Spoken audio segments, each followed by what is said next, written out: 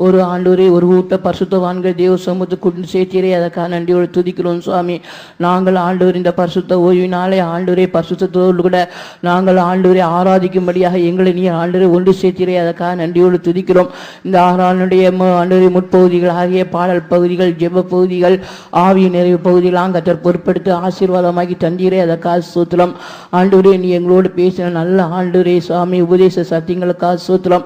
இந்த நாட்கள் ஆண்டவரே சுவாமி அப்பா எங்களுடைய ஜீவியம் எவ்வாறு காணப்பட வேண்டும் என்பதை நாங்கள் அறிந்து கொள்ளும்படியாக தொடர்ந்து எங்களோடு பேசி இடைப்பட்டு வருகிறீர், அதற்காக ஸ்தோத்திரம். ஆண்டவரே சாத்தான் கூட ஒளியின் ஆண்டவரே வேஷத்தை தரித்து அநேகரை ஆண்டவரே சாமி தன் பக்கமாக இழுத்து கொண்டிருக்கிற இந்த காலவில் ஆண்டவரே நாங்கள் எவ்வாறு ஜீவிக்க வேண்டும், மெய்யான ஒளியோடு கூட நாங்கள் எவ்வாறு சேர்க்கப்பட வேண்டும் என்பதை சத்திய உபதேசத்தின் மூலமாக நாங்கள் அறிந்து கொள்ள கிருபை தந்தீரே, அதற்காக ஸ்தோத்திரம். ஆண்டவரே இந்த நாட்கள் ஆண்டவரே அப்பா அந்த சாத்தானுடைய ஆண்டவரே தந்திரத்தில் இருந்து ஆண்டவரே இந்த வலு சொற்பத்தினுடைய ஆண்டவரை வல்லமையில் இருந்த தந்திரத்திலிருந்து நாங்கள் எந்த விதத்திலையும் ஆண்டவரை தப்பித்துக் கொள்ளும்படியாய் சாத்தான் எங்களை விழுங்கும்படியாக வலு சொற்பம் தந்திரமாய் எங்களை வஞ்சிக்கும்படியாக அந்த ஆண் பிள்ளை விழுங்கும்படியாக அவள் முயற்சி செய்யும் போது ஆண்டவரே நாங்கள் ஆண்டவரை சுவாமி எவ்வாறு ஜீவிக்கிறோம், அந்த சாத்தானுடைய வலு சொற்பத்தினுடைய ஆண்டவரே அப்பா அவன் எங்களை விழுங்கி விடாதபடி நாங்கள் மிகவும் ஜாக்கிரதையோர்களா எங்களுடைய ஜீவியத்தில் சத்தியத்தை நேசிக்கிறவர்களா, சத்தியத்துக்காக நாங்கள் ஜீவிக்கிறவர்களா,